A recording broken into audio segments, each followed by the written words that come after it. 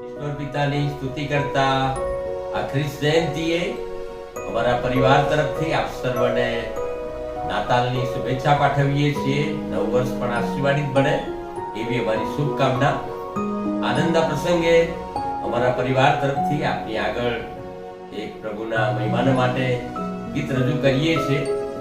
તેની રચના ટ્રેનિંગ જે ક્રોસ્બીએ કરેલી છે, તેને મેથોડિસ્ટ ભજન સંગ્રહમાં સ્થાન આપવામાં આવેલું છે.